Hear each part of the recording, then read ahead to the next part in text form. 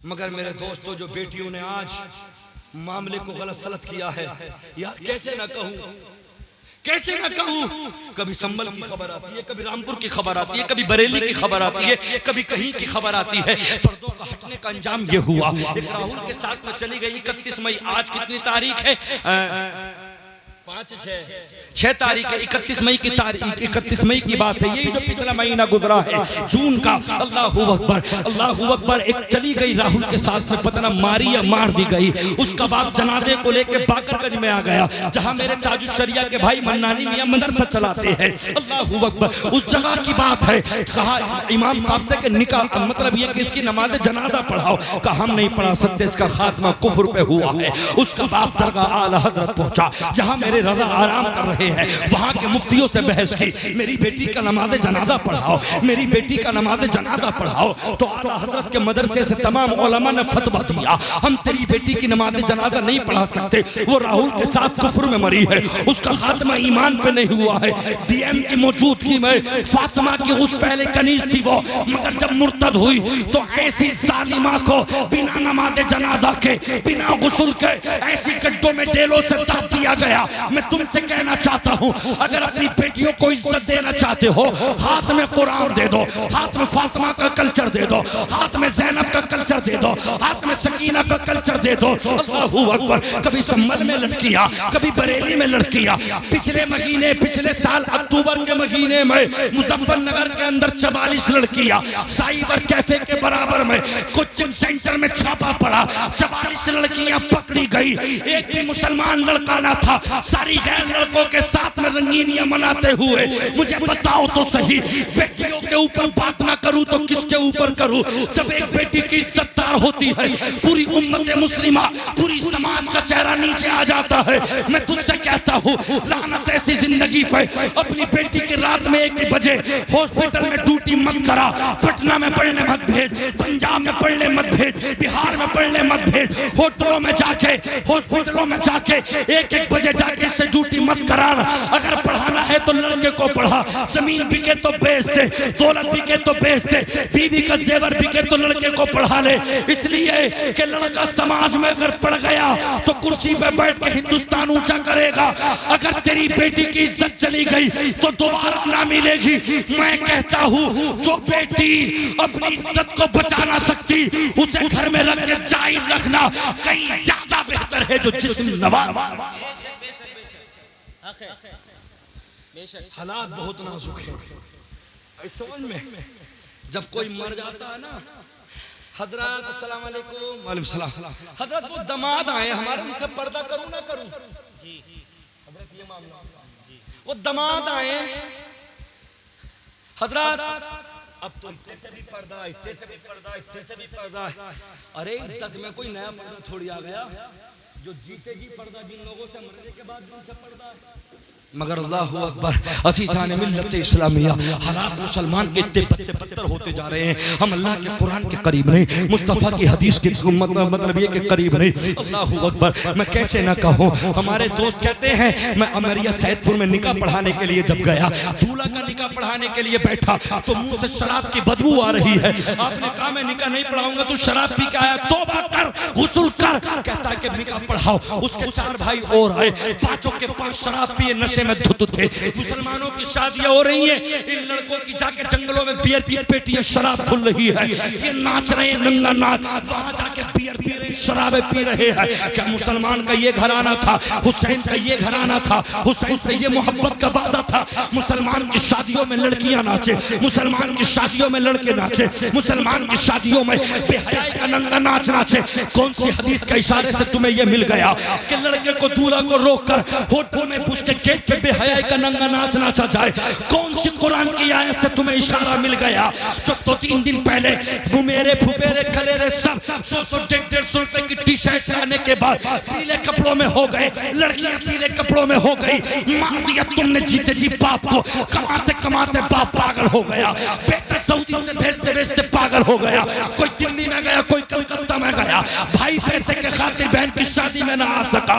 इन कल्चरों को बंद कर लो। ये बेहयाई पहले काफिरों के अंदर भी न थी, ये तो छोटे से छोटे काफिरों के अंदर भी न थी। ऐसे काम तो चमार वगैरह भी ना करते थे। जो गलीज बातें मुसलमान के अंदर हो गई। किसने कहा ये स्वागत के नाम पे बेहयाई, किसने कहा ये सलामी के टाइम पे बेहयाई। आज केक कट रहे हैं, एक लड़का गैर लड़की को केक खिला के फोटो लेता है, ये गैरों के अंदर भी न थे। ये काम ईसाइयों का भी नहीं है, ये काम यहूदियों का भी नहीं है। तू तो मुस्तफा का कलमा पढ़ने वाला था, तू तो हुसैन को करबला में देखने वाला था। मुझे बता तो सही, शादियों पे बियर तू पिएगा, होटलों पे जाके शराब तू पिएगा, होटलों में जाके कमरे तू लेगा, और फिर तेरी रक्षा कौन करेगा? अभी वक्त है, वरना टाइम ऐसा आएगा घरों से निकाल के तुम्हें मारा जाएगा, हमें मारा जाएगा। अब भी अगर इज्जत चाहते हो, बेटियों के हाथों में कुरान दे दो, बेटों के हाथों में मुस्तफा की शरीयत दे दो। तकरीर सुनने आ गए, नमाज का पता नहीं। हुसैन हुसैन हुसैन हुसैन, क्या है ये? हंसने की बात नहीं है, रोने की बात है। मेरे हुसैन ने पूरी दुनिया के जालिमों को डट के मुकाबला करके नमाज पढ़ाई। आई समझ में? 10-10 हजार की गाड़ी ले गए अजमेर को, कलियर को, एक टाइम की नमाज न पढ़ी। कहाँ गए थे? मदार पे गए थे, हाजिरी दे रहे। मुंह में गुटखा चपते जा रहा, कानों में लीड चपते जा रहा, सुनते जा रहे, नमाज एक टाइम की न पढ़ी। राजी हो रहे हैं मेरे ख्वाजा, राजी हो रहे हैं साबिर पाक, राजी हो रहे हैं हजरत निजामुद्दीन। अरे तेरे लिए बद्दुआ कर रहे, तेरे लिए बद्दुआ क्यों? वो इसलिए कि उन्होंने जब भी देखो उनके तहारात, उनके तकवे सब बाद में थे, सबसे पहले रब की बारगाह में सजदे थे। सुन्नी वो है जो वक्त पे नमाज पढ़े। आज उनसे जो मस्जिदों में खाने बनाते हैं, उल्टे सीधे बेहयाई करते हैं, उनका हिम्मत और मुकाबला, उनका हिम्मत क्या थी जो हमसे कुछ कह सकते। मगर कुछ सुन्नियों ने ऐसा हमें बदनाम करा दिया, क्योंकि पढ़ा लिखा तो है नहीं, ये पढ़ा लिखा तो है नहीं, बस इसे तो गाल का जबर हो गया, जागा और माथम मारेगा मदार पे। और हमारी बहनों को देखो, पेशी आ रही हैं और मदारों पर गिर रही हैं और दुपट्टे हट रहे हैं, और सवारी आ गई, ख्वाजा की आ गई और निजामुद्दीन की आ गई। माज़ल्ला, सदबार माज़ल्ला। तुझ जैसी बेहया पे मेरे गोश्त की सवारी, तुझ जैसी बेहया पे मेरे साबिर की सवारी। बदनाम करती है तुमने अल्लाह के वलियों को। वलियों का मामला ये है कि वो बड़े पवित्र हैं, बड़े पाक हैं अल्लाह की तरफ से। मेरे दोस्तों, अज़ीज़ान मिल्लत इस्लामिया, मैं तुमसे कहता हूँ यार, मुसलमान के लिए ये हुक्म है कि मुसलमान शरीयत मुस्तफ़ा का पाबंद हो जाए। लेकिन आज दलाली मुसलमान कर रहा है, सूद का कारोबार मुसलमान कर रहा है, चुगली मुसलमान कर रहा है। कितने मुसलमान ऐसे, पुलिस तो अपनी कचहरी, पुलिस तो अपने कोतवालियों में और थानों में बैठी है, रात का टाइम है या दिन का टाइम है, फोन करेगा दल्ला, बोले ऐसे ऐसे हो गया, पुलिस आएगी, कानो कान खबर ना, वो तो वहां बैठी थी। अब गरीब आदमी पीछे पीछे गया, साफ साफ साफ छुड़वा दो, फोन कर दिया, 10 ले लेना, 5 मुझे दे देना, 5 तुम रख लेना। अब वो गरीब कह रहा है साहब तुम्हारा एहसान ना भूलूंगा। अरे इसे साहब मत कह, इस दल्ले ने 5 तुझसे नहीं मान ली। हाँ, ये चल जाए मामला। अब वो गरीब आदमी क्या, अरे यार साहब मैं तुम्हारा एहसान ना भूलूंगा, अब किसी मौका आन दो, चाहे कुछ भी हो जाए, मैं तुम्हारा दामन पकड़ लूंगा। आई समझ में? मुसलमान सूद का काम कर रहा, मुसलमान ब्याज का काम कर रहा, मुसलमान अपनी बच्चियों, एक बात बताओ, हम रातों दिन प्रोग्राम कर रहे हैं, रात भी पीलीभीत में थे, अल्लाह का फजल है, बड़ा अच्छा नजराना मिला। यहाँ पर है, कल को और जगह होंगे, परसों को मुरादाबाद में, हर रोज प्रोग्राम कर रहे हैं। फिर भी हमसे 1.5 लाख का 1.25 लाख का मोबाइल नहीं चलाया जा रहा, फिर भी हमसे नहीं लिया। अल्लाह का करम है, खूब कमा रहे। तेरी बच्ची 3500-4000 रुपए महीने में, मतलब ये कि ये 5000 सफाई करने के लिए जाती है, ड्यूटी देने के लिए जाती है, 1.5 लाख का मोबाइल। क्या मतलब? बाप ने कभी मालूम न किया कि तेरी तनख्वाह इतनी कम है, 1.5 लाख का मोबाइल क्यों चला रही है? बताओ मुझे। हम रातों दिन तकरीर कर रहे हैं, कमा रहे हैं, हमसे 1 लाख में हमारी चीख निकल रही है। तेरी बेटी 10,000 रुपए महीना कमा के 1.5 लाख का मोबाइल, 10-10 हजार की घड़ियां, 15-15 हजार के सूट कहां से है ये? इसका मतलब ये है कि माँ ने निगाहें नीची कर ली, बाप ने निगाहें नीची कर ली, बाप बेहया हो गया। मुझे अल्फाज सख्त ना कहने चाहिए। ऐसे बाप तयूस हो गए, ऐसे बाप भाड़ खा रहे, ऐसे बाप जालिम है, ऐसी माँ जालिम है जो बच्ची से ये ना पूछ सके तेरी तनख्वाह तो 10,000 है, उस उसमें हमें भी देती है। 1.5 लाख का आईफोन कहां से आया, ये अल्ट्रा कहां से आया, ये सैंडल कहां से आए, ये हीरे की अंगूठी कहां से आई, ये सोने की अंगूठियां कहां से आई। अगर जिस बच्ची की तनख्वाह इतनी ना हो, वो बच्ची ऐश की जिंदगी गुजार रही है, तो माँ पागल है, बाप हरामी है, बाप दयूस है, अपनी बेटी के जिस्म से खुद खिलवा रहा है। पता चल गया कुछ बाप ऐसे है जो जिस्म लुटने के वक्त में अपनी निगाह नीची कर समझ में बिल्कुल है। अपने अपने बच्चों को संभालो, अपनी अपनी बच्चियों को संभालो। याद रख लेना, शादी का वक्त आता है, हमने बड़े बड़े लोगों को रोते हुए देखा। मेरे हुसैन का जिक्र है, ये नाना मुस्तफा की बातें चल रही है हुसैन के। कुरान यही नहीं कहता कि नमाज पढ़ो रोजा रखो, कुरान ये भी कहता है अपनी जबानी बचा के रखो। कुरान ये भी कहता है कि भाई के साथ में अच्छा करो। कुरान ये भी कहता है कि बहन के साथ रिश्ता कैसा रखना है, फुप्पो के साथ, नानी के साथ, खालू के साथ, गांव के पड़ोसियों के साथ, जमीन कैसे करनी है, उसको कैसे निकालना, ज़कात कैसे निकालनी, सारी चीजों के बारे में कुरान हमारी रुश्तो ही आई समझ में। हाँ आई समझ में। कुरान कहता अल-यौम नख्तिमु अला अफ़वाहिहिम व तुकल्लिमुना अयदीहिम व तशहदु अर्जुलुहुम बिमा कानू यक्सिबून। ये 23वां पारा है, 3रा रुकू है, सूरह यासीन है। अल्लाह ने कुरान में फरमाया, याद रख लेना वो वक्त, अल-यौम नख्तिमु अला अफ़वाहिहिम, जिस दिन तुम्हारी ज़बानें, तुम्हारे होठ सी दिए जाएंगे, धागे से सी दिए जाएंगे। फिर क्या गूंगे हो जाएंगे? नहीं। अल-यौम नख्तिमु अला अफ़वाहिहिम व तुकल्लिमुना अयदीहिम, तो हमारी उंगलियां कलाम, ये हमारी उंगलियां बोलेंगी, ये उंगलियां। व तशहदु अर्जुलुहुम बिमा कानू यामलून यक्सिबून, और ये हमारे पैर, ये हमारे हाथ, ये उंगलियों के पोरुए गवाही देंगे। यौम तशहदु अलैहिम अलसिनतुहुम व अयदीहिम व अर्जुलुहुम बिमा कानू यामलून। अल्लाह फरमाता जिस दिन तुम पर गवाही देंगी तुम्हारी ज़बानें, तुम्हारे हाथ, तुम्हारे पैर, जो तुम करते थे, अल्लाह तुम्हें उस दिन सच्ची सजा देगा। अल्लाहु अकबर। अज़ीज़ान मिल्लत इस्लामिया, बात याद रखने की है। खुदा की कसम, अगर तुमने जवानी से पहले अपने जिस्म के कतरों को बर्बाद किया, या शादी से पहले किसी बहन की तहारत को तुमने जाके तोड़ दिया, माँ अल्लाहु अकबर 9 महीने के बाद जब बेटी बच्चे को पैदा करती है, माँ का पेट बढ़ जाता 9 महीने के बाद। अब्बा कहते बेटी घर आ जा, अम्मा कहती है बेटी घर आ जा, बेटी कहती है नहीं 9 महीने हो गए, पैदाइश का वक्त करीब है, भैया से शर्म लगेगी, बाप से शर्म लगेगी, अब मैं नहीं आ रही। जबकि अब शादी बाप ने की है, शादी भैयों ने की है। मगर याद रख लेना, कुरान कहता है ये जो तुम्हारी 5 उंगलियां हैं, ये जो तुम्हारे पोरुए हैं, जिन्होंने हराम के कतरों को, जिन्होंने अपने किसी के हक को अपने कतरों के जरिए को अपने हाथों से गंदी मोबाइलों की वीडियो से खत्म किया होगा, अल्लाह एक एक पोरुए को माँ के पेट के बराबर कर देगा। जिस तरह से माँ का पेट 9 महीने में बाहर आ जाता है बच्चा पैदा करने के लिए, इसी तरीके से कयामत में ये पोरुए अल्लाह माँ के पेटों की तरह कर देगा। लोग अपने अपने हाथों को दुखाएंगे, मगर अल्लाह की पकड़ से दुख न सकोगे। लोग कहेंगे मौला ये कौन सी जमात है, ये कौन से लोग हैं जिनकी उंगलियां माँ के पेटों की तरह है। अल्लाह कहेगा तुमने गलत काम किए, एक बच्चा पैदा कराऊंगा। अल्लाह फरिश्तों को हुक्म देगा, जिस तरह से माँ को तकलीफ होती है बच्चे की पैदाइश में, उससे कहीं ज्यादा पोरुओं से बच्चे जब पैदा होंगे इंसान तड़पेगा। अल्लाहू अकबर। 20 साल का हुआ, बाप कहता है शादी करूंगा।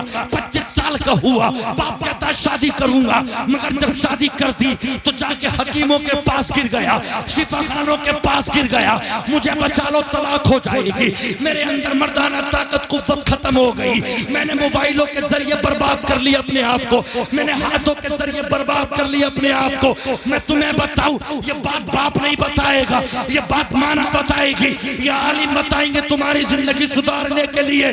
दुनिया में दौलत रहे न रहे, दुनिया में गरीब अगरचे हो जाना, मगर अपनी मर्दाना ताकत को बचा के रख लेना।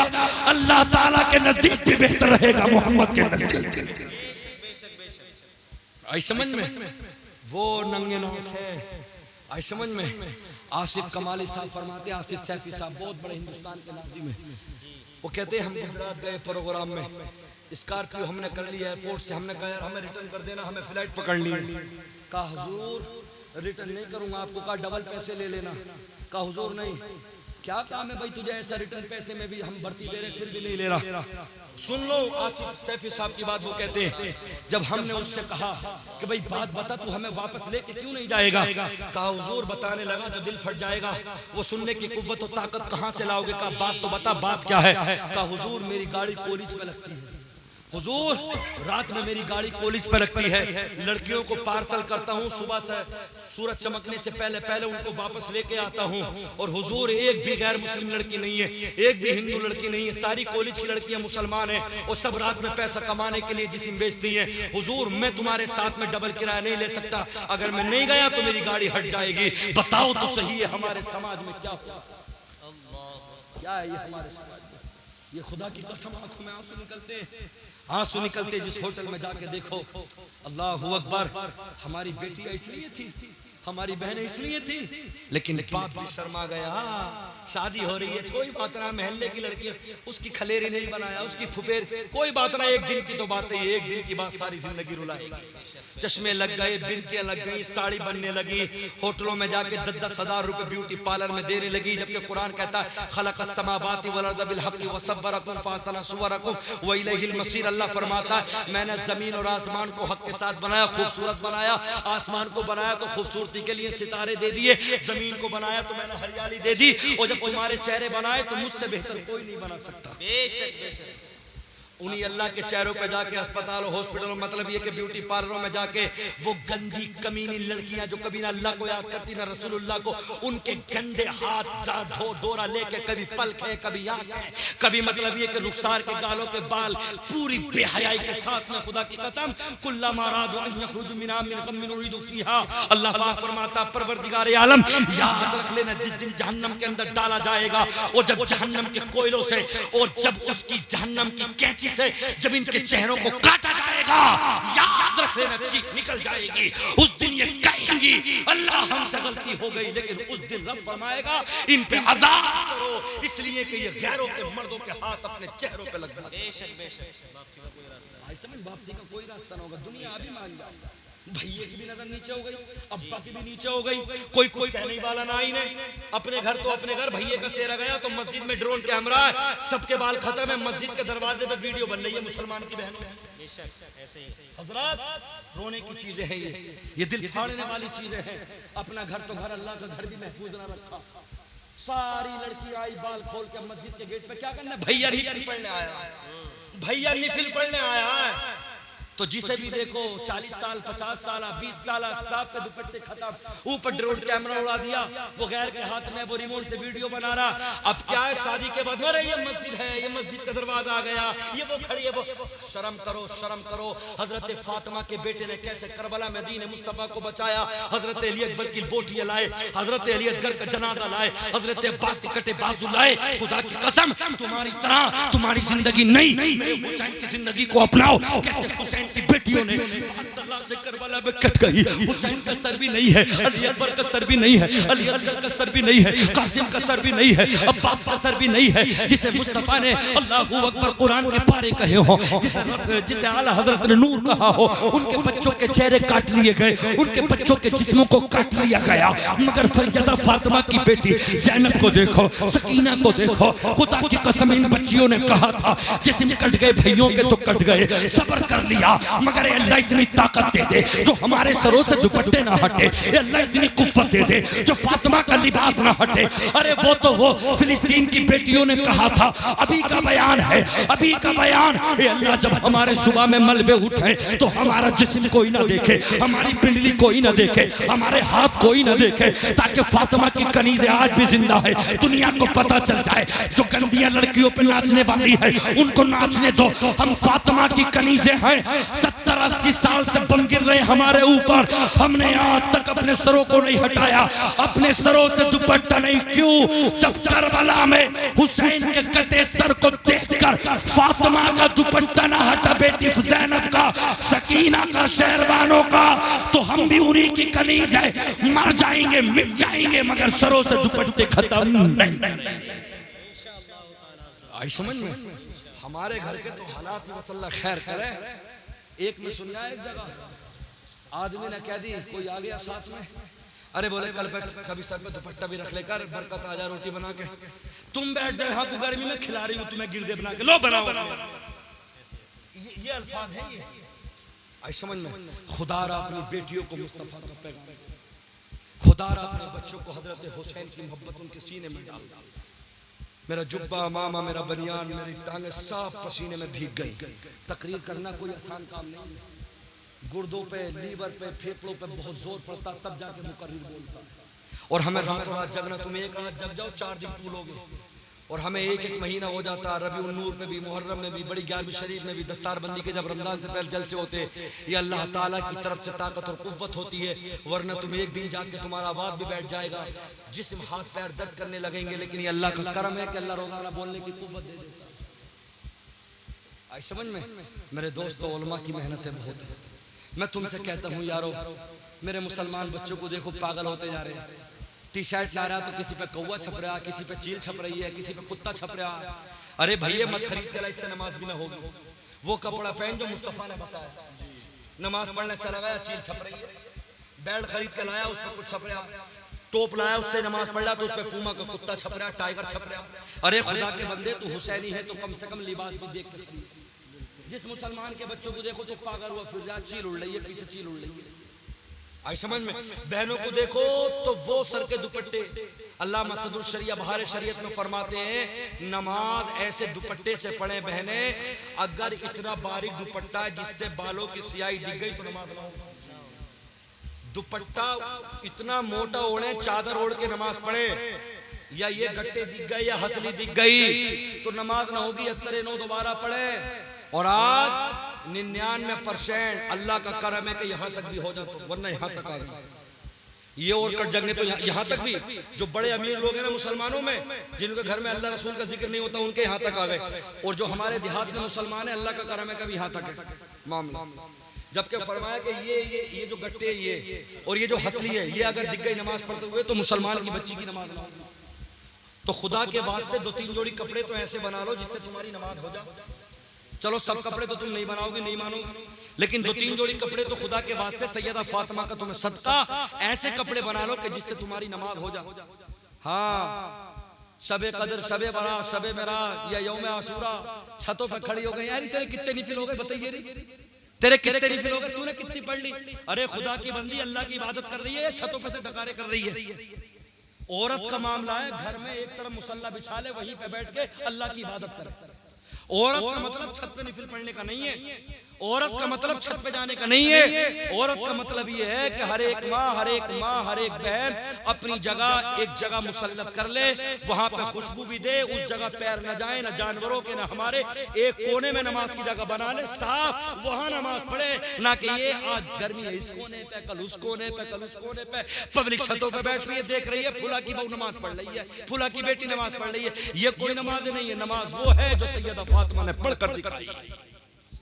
पूरी पूरी रात भी हो गई तो अल्लाह से यही दुआ करते रही, मौला और लंबी रात कर दे ताकि नबी की बेटी दिल खोल के सजदा करे। अरे बातें लगी ना लगी हाँ, तो सिर्फ शहादत सुना के मैं चला जाऊं और ये बातें ना बताऊं। मैं कहता हूं कि इस जमाने में इसका जरूरी शहादत तो आप सुन ही रहे, और मैं उन लोगों से लड़ना नहीं चाहता, उन लोगों से लड़ना नहीं चाहता तो ढोल बजाते हैं। क्यों?